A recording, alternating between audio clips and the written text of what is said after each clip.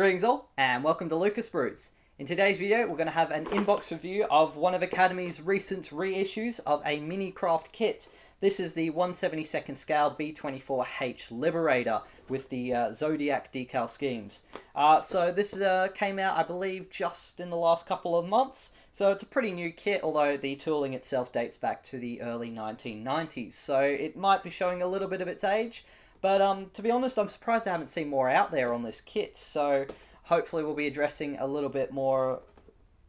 So I wanted to do a little inbox review of this kit, and at some point in the future I'll also have a build video, but it probably won't be for a little while. I just want to take advantage of the fact that no one else is really...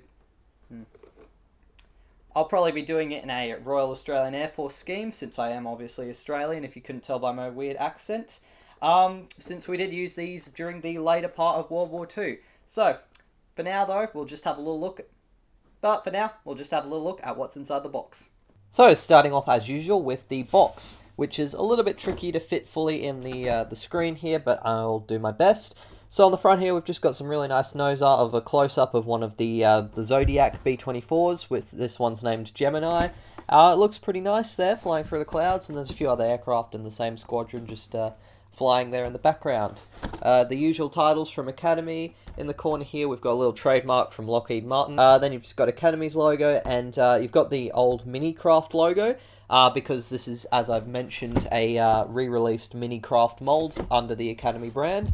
On the side here, we've got a little bit of detail about some of the features. Got the two schemes that you can choose. So you've got Libra from the 434th Bomb Squadron, 486th Bomb Group, part of the 8th Air Force, based in Rath Sudbury, England, 1944. Hopefully I said that right. It took a few attempts. And then from the same squadron, the other scheme is the Gemini one, which is the one featured on the cover. Then you've got a few masks in the corner here that's indicated by the box art, so that's pretty cool that you get masks in this kit. Then on the sides here, you've just got a repeat of the nose art, and as usual, nothing on the back. So with the box out of the way, let's open it up and have a look at what's inside. So we've got a set of instructions here, a couple of Academy's usual warnings and beginner's guide suggestions, that sort of thing. In this bag here, you've got your pre-cut masks, which you can see there, and you've also got the decals here for the two aircraft, so they look pretty good.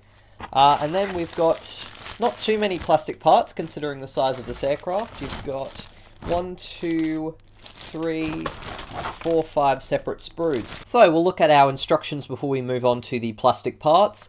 They're pretty standard for Academy. You've got the box art repeated on the front of the cover there, which looks really nice.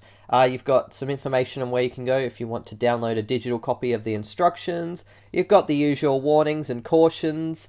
Here you've got your key, and then you've got a painting index for Humbrol, Mr. Color and Hobby Color, Life Color, Testers and Model Master, Revell, Vallejo, and also AK Interactive. So generally they'll go off of a little triangle, which you then which then has a number which you can refer to in both the instructions and the painting guide. Opening up, you've got a guide here for the masks, so where to put them all, and there's a little bit of a numbering thing, so you can make sure you get them in the right spot. Pretty cool that they've got them. I'm a big fan of having them in a kit without having to buy aftermarket ones. Assembly begins here with the interior, so you've got the cockpit, which has a seat for the pilot and the co-pilot, an instrument panel, the yoke, and then for the front section you've got the bombardier's seat and the bomb slat, which would have probably been the Norden in this aircraft. Then you've got a little section here for the two side gunners, so there's sort of like a mount for the machine guns, which you stick to the floor. These instructions appear to be the fold-out form, like this, which I'm not a big fan of, because it gets really hard to have them on a desk if your modelling space is a bit cramped. I much more prefer a booklet, but that's alright, at least you can understand the instructions still. Repeating pretty much the same thing on the other side. Then you've got to assemble the nose wheel here. Looks like several different turrets. Yeah, those are separate ones, so you've got probably the nose and the ventral turret there. Then you're sticking in the fuselage, or the cockpit floor, the nose wheel, and another bulkhead that leads to the bomb bay from the front entrance of the aircraft. Sticking in the turrets, so you've also got the ball turret. A little bit hard to see in some of these areas. The assemblies are simple, fortunately, but it is still a bit tricky to see how they actually fit together because it's so small. But it looks like there's a slot that it fits up into in the rear section for the ball turret, Then you put the engineer's top turret there, which would go in behind the pilots. Then you stick in the other side of the fuselage halves together, and following that you have the cockpit, which you've masked up and can then stick onto the aircraft. Looks like you're putting in the nose turret there and the little glass perspex window at the bottom for the bomb sight and the astrodome in the nose. Bomb bay doors, which you can have either open or closed. They're a little bit weird on the B-24. They sort of fold out and then upwards like a garage door, which I think looks a bit cool, but it's definitely unique. Ball turret, on the B-24s they used to retract because they were so low to the ground that if the ball turret was extended and the plane was on the ground it would be dragging along. So not sure if you have the option to have the ball turret extended and retracted, or one or the other in this kit. It looks like it's retracted here because it's quite deep into the fuselage, but then you're putting a little cover that fits over the top of it into place. Then you put the rear door access in the bottom there. There's a little bumper there to stop the aircraft from getting tail strikes, and what looks like another window, which I think you install to the door. It's not super clear, but it doesn't look too tricky to figure out. Then you just stick in the tail turret and what looks like a little window into position in the tail section of the aircraft. Moving on, you've got the engines, which don't look too complex at all. There's sort of a propeller that goes in through the middle of the engine details and a little hub at the back to fix it in place, or a washer so that you can spin the propeller as long as you don't glue the propeller to the engine. And then you're putting the engine detail into the front cowling there. After you've done that, you've got your wings. So on the left side here, you've just got an upper and a lower section for the wings. Landing gear with one strut, as well as the main gear leg there, and then two halves for the wheels and a little wheel cover. And then you've got the two waste gates for the turbocharger that just go on the bottom of the wing there. Repeating assembly on the right side here, it's pretty much exactly the same. And then you're sticking the horizontal stabilizers and the vertical stabilizers together and at the back of the aircraft, putting the wings on, the engines, and a little antenna at the back there. And then at the back here, you've just got a little sprue map, so that's nice to have there. There's a couple of little unused parts for other versions of this kit, because I do believe minicraft did release quite a fair few reiterations of this kit, but this one is in particular for the H version. So that's it for the instructions. There's also a decal guide for the aircraft, and also a little bit of detail about the history of the planes. So you've got version number 2, a B-24H, which is the variant of B-24, -15, which is the block model, and then -FO. FO would stand for Ford. So there were about six factories, I believe, that were producing the B-24 with their own code, and FO would have been the Ford one, which was based at Willow Run. And then you've just got the serial for the aircraft, which is 52508, and the nickname Libra, or the nose art name. And then again, we've got the details of the bomb squadron, the bomb group, and then it's part of the 8th Air Force, which was the American strategic bombers and fighters that were fighting in Europe, based out of England. And it talks a little bit about the history of the Zodiac scheme. So a commercial artist, Corporal Philip S. Brinkman, was in this unit and painted Zodiacs-related paintings on the nose. So I believe there was a few other aircraft in the squadron that all had the same sort of style of nose art, which would have been the star signs and a pin-up to go along with them. But otherwise, they're all pretty similar. Basically, it's just an aircraft in the olive drab and the neutral grey scheme, with the squadron markings and codes and the nose art. So not too tricky to do up, but it still looks pretty nice. And then again, on the other side, we've got Gemini, which is another one of the Zodiacs. So from the same squadron, it's a B-24H F-15, -15, so it's from the same production block, and it's CF, which I believe was consolidated in Fort Worth, and the serial number is 29490.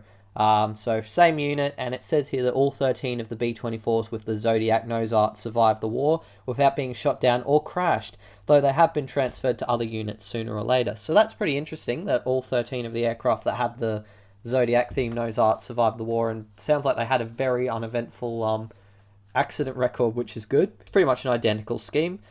So there's not a lot of variety included, but I suppose it's because they're specialising with the theme of the Zodiac, so it's nice that you've got the that theme going there, and there's a bit of history behind them too, which is pretty cool. Anyways, not too much to talk about with the warnings and all that, so let's have a look at the plastic parts. So, as I've mentioned, we have 5 sprues of plastic. Most of them are moulded in a sort of grey plastic, which is usual, and then there's clear parts as well. So I'll open them up and we'll have a closer look. So we'll start off by having a look at this sprue here, which I can't find the identifier on it. Maybe we'll find it as we're looking at. So as you can see, you do have some engraved panel lines. Not a huge amount of detail, but it still looks pretty nice. It's not too deep. There's a few areas where it's a little bit weak, like here it's sort of a bit faded, and it looks a little bit imperfect along some of these lines, so the moulding is not super clean, which is a little bit unfortunate, but you can still run a panel scriber along those lines just to make them a little bit stronger and more straight. Looks like the cover here for the ball turret section, which looks okay. Here are some of the machine guns. Looks like there's a fair bit of flashing on them in the corners there. So not the best quality, but there's still some decent detail. You can see on these ones they've got a sort of muzzle guard that's a bit angled, and then these ones are a little bit shorter. Here we've got the tail section, or the horizontal stabilizers, with your elevators molded in. So again, it's all recessed panel details. These would have been fabric covered, I believe, and they've done some lines on them, but they don't look like there's too much of a texture or anything really going, so not super detailed there, but it's still not the worst. All four of your engines here, so they're pretty basic. They're sort of just molded onto the firewall. Not an awful lot of detail on the cylinder heads, and there's just kind of a few raised rivet details on the outside of what I believe would be like the crankshaft cover and that. Engine cowlings here, and you can see there's quite a bit of flash on the inside of them that will need to get cleaned up. And there's a few sink marks too, which look a little bit nasty, that are going to be a bit tricky to clean. Propellers here, there's a few little bits of flash and that, but easy enough to sand off. A little bit of detail on the center hub there for them, so looks okay. A little bit of work required, but it'll get there. And you've got a fair few bombs here. Yeah, they're looking alright. I'm not quite sure what this is. I have a feeling it's one of the mounts for the machine guns, for the side gunners. So it looks alright. There's a little bit of flashing on it, and you can see a little bit more on the inside there. And for the nose section, there's no interior detailing. There's just quite a few ejector pin marks there. At least they're not in any visible spots. So you might want to detail the interior up a little bit in the nose section here. But otherwise, you probably won't see an awful lot of it, so it doesn't matter too much. Moving on to the main fuselage parts. Here you can see along the whole fuselage, there's all those recessed panel details. A little bit of flashing on the area here for the side gunners, but otherwise not too many imperfections, no real sink marks or anything in nasty places. We've got a floor section here, which I believe would be for the side gunners there, and you can see their machine guns there with a little bit of basic detail such as the handles and the barrel for the gun there. A little bit of flash on them, but nothing too dramatic to clean up. Here we've got the nose wheel, and they've moulded the brake disc onto it, which doesn't look too bad at all actually. Looks like the nose wheel covering with a little bit of raised detailing, nothing too amazing, but still alright. Side windows here to cover up for the side gunners, a few more machine guns. Again, there's a little bit of flashing on them, but that can be cleaned up. Bunch of antennas, and I think that's the bombardier's seat for when he's aiming with the Norden bomb sight there. Bomb bay doors, no interior detailing, but that's alright, you wouldn't really see that anyways. It would probably be on the other side. Yeah, there's a tiny bit of recessed detailing. I believe some of them would have been corrugated, but I could be mistaken. So it looks a little bit basic to me, but it's still not too bad. I can see a little bit of ammunition detailing on the machine gun on this side, which looks alright. You can paint that up and make it look a bit better. And this looks like, this might be the inside of the landing gear door, because there's a little bit more detailing on it.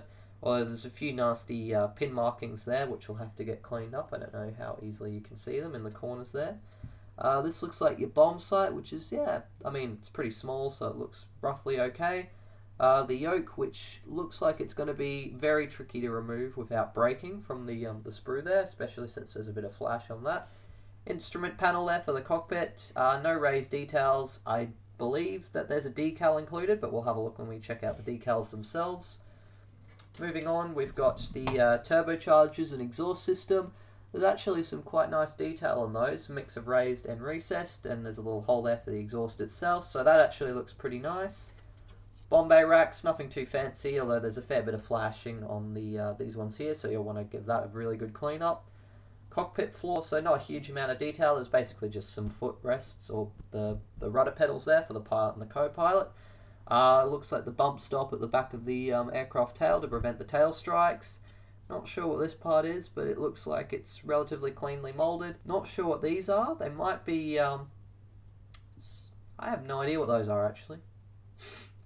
one of the bulkheads for the inside of the aircraft. Looks like there's a fair bit of ribbing detail. All of it is raised, so that could be painted up to look quite nice. Tail section here, again similar to the other parts we've looked at. It's all recessed, but there appears to be quite a few grooves and markings and imperfections in the plastic. Not a lot of flash, so hopefully you can clean that up. No fabric detailing on the tail, so it's pretty basic there. Looks like another bulkhead. I think this is the one for the flight deck and the bombardier's position, so a little bit of raised detail, but nothing too amazing there. The main struts here for the main landing gear. We'll get the camera to focus again. Main struts here for the landing gear, so there's a little bit of detailing on them. Not a huge amount, but it still looks pretty nice. I reckon you can paint them up and have them look good. Although there is a fair bit of flash, especially on this one, which will need to get cleaned up in that corner there. Main landing gear itself. So they look pretty nice. There's some raised details for the tire tread pattern, and then they've just got the cover on one side and the open area for the strut to go into on the other. So that actually looks really quite nice. And this looks like the strut for the nose wheel here, and then there's a few little extra struts to go on the main landing gear. I believe they go into this slot here. A couple other little parts here and there. Looks like your seats. Actually, that might be for the ball turret, and this might be for the nose wheel. That looks a bit more correct. So yeah, again, relatively okay. A little bit of flash and imperfections, but nothing too bad. The other side here, a little bit more bulkhead detailing for the cockpit, although there's some pretty nasty ejector pin markings there that you might want to clean up. Looks like a little bit of interior detailing for the covers for the main landing gear. The seats have a bit of a nasty ejector pin marking on them as well, but that's alright, you can clean them up or put a pilot on them to hide them. No interior detailing really for the fuselage halves, which is a bit of a shame. There's just a couple of raised slots and areas for the interior parts to go into to help line them up, so at least you've got that. That makes it a little bit easier. This sprue's just got the two lower wing halves, so again, pretty much the same as the fuselage. It's all recessed details, which is good in my opinion. However, they aren't very cleanly molded. There's a lot of areas where they are actually there seems to be some plastic that's gotten into them. So they're not perfect, but you can clean them up with a little bit of time and effort. A little bit of flashing, especially on this side. But it's nothing that can't be cleaned up, although there are some interesting sort of plastic imperfections, perhaps I'd call them there, that might need to be sanded to get the wings to sit smooth together. Without a gap between the upper and the lower halves. But otherwise, yeah, wings are looking okay. And we've got one more sprue here with the upper wing sections, and it's a similar affair. This one's actually a little bit dirty. I'm not quite sure how. I've only just got it out, but yeah, again, no fabric detailing on the control surfaces there, which is a little bit meh in my opinion, but I suppose it is a bit of an older tooling. Fair bit of flashing on the edges here. And you can kind of tell, I think, by the looks of the sprue frames, how cleanly molded they are, that this is not the best tooling in terms of how crisp and clean it's been molded. Inside here, there's a little bit of ribbing detailing, which actually looks pretty nice for the main landing gear, but otherwise not too much. Hopefully the wing halves go alright together. There is some massive ejector pin marks and little imperfections here where the wing halves, or the wing roots are. So that is going to need a fair bit of cleanup before you can actually get these wing halves together and to fit into the aircraft's fuselage. And as for the clear parts here, they seem to be okay. They're not the best quality. Like if you see, there is a fair bit of a sort of distorted and a little bit hazy kind of look with the main windscreen there. Round parts seem to have quite a fair bit of distortion to them, and the plastic looks quite thick. And it's actually a little bit scratched in a few places, so not very cleanly done clear parts there. Bombardier's nose there, you can see that's pretty distorted there on my finger. There's a fair bit of flashing on them as well, so a fair bit of cleanup will be needed. Might not be a bad idea if you are a little bit better at cleaning up clear parts than I am, to sand them back a bit and make them thinner. They're not the best, but otherwise alright. We'll have a look at these decals here too. So I'll just pop them out. Decals look pretty good. The quality of them is really nice. They're very finely detailed there, as you can see with the Libra and the Gemini nose art. They look quite nice. Roundels are looking all quite nice and cleanly done. Looks like there's a few common stencils like fire extinguisher there, so you can read the writing pretty clearly on these ones. They're very nicely done. A few details for the bombs there, so they all look really quite nice. Here's your instrument panel, which looks a bit small. Yeah, so that instrument panel, I don't know about you, but that instrument panel looks way too small, if you ask me. I don't know if that was a printing error or what's happened there. Might be correct, but I'll have a look at some pictures when I'm building this, but to me that looks really wrong. Bit of a shame because the quality on them is really good. If I can get the camera to actually focus, you can see all the instrument dials quite clearly, so that's really good. They just look way too small. Looks like some sort of access hatch there with a few holes for rivets, which looks pretty nicely done. And then your usual, I think that's Hamilton Standards logo for the propellers, so they look pretty good. Squadron markings there, or group markings, and then I think that's your squadron code, so they all look really quite nice. And these decals are printed by Cartograph, who also do airfix decals, and they're absolutely amazing. The quality on them is some of the best, I think, in the hobby business. So promising for the decals there, except for that cockpit panel, that looks a bit weird to me. But anyways, I'll put this all away and give my final thoughts on this kit. One final thing before I forget is the masks here included for the canopy, so they're all pre-cut, so you basically just fold them off and stick them onto the clear parts, and you can paint away without having to worry too much about getting any on the areas you don't want. So that's pretty cool that they've included that. You don't often get that in 70-second scale, especially with a kit at this price range. So I'm back in the hobby shop at the moment. Unfortunately, the audio quality, as you can probably tell, is a little bit iffy. That's because we're actually undergoing a bit of an expansion. So we're extending out our counter area and removing the old one, which will mean hopefully some more space for more model kits to be on sale. So I'm still filming the outro here, even if it is a little bit less good. And I do apologise for the quality of the rest of this video, which I had to shoot on my smaller desk at home, which is a little bit cramped, but I think it was decent enough. So is this kit a good one? Well, I mean, obviously you can tell the quality of the mold's not the best. There's a lot of flashing issues and imperfections that need cleaning up. Details aren't amazing, especially on the interior. On the outside, at least, there's recessed panel lines, so it's reasonably up to date with most kits. But the clear parts do leave a little bit to be desired. Apart from the decals and the masking set, it's not a particularly impressive kit. However, it retails for around about $50 AUD. If you couldn't tell from my accent, I'm from Australia, so if you're American, no, I'm not getting ripped off by this price. For what you get, frankly, it's not too bad at all, really. I mean, most bombers in 70-second scale retail for around about $80. And it's pretty hard to get a B-24 in Australia, so it's good to have this around, and I think it's a good budget option. It's also not too complex, so it should be good for beginners. It'll be interesting to see how it compares to the Airfix B-24 when it finally arrives in Australia. So at some point I'll be doing a build video on this one. I'm planning to do it up in a silver Australian Air Force scheme, probably one of the aircraft from Special Z Unit, which was a commando force that were based out at Leyburn near Toowoomba, which is about a 3-hour drive away from where I live. So that'll be a bit interesting to recreate a bit of that history. They're not very well known for their service, but they did a lot of commando and supply drops during the later part of the war, and then at the end they were used as transports to bring the prisoners of wars and that back to Australia. But thanks for watching this video. I do hope you enjoyed it and got something out of it. If you did, please be sure to leave a like, and feel free to leave any quips or ask any questions in the comment section down below. Big shout as always to my wonderful patrons for helping me fund buying these kits. I do buy them from the shop that I work in, so I get a little bit of a discount, but I still do need to buy them.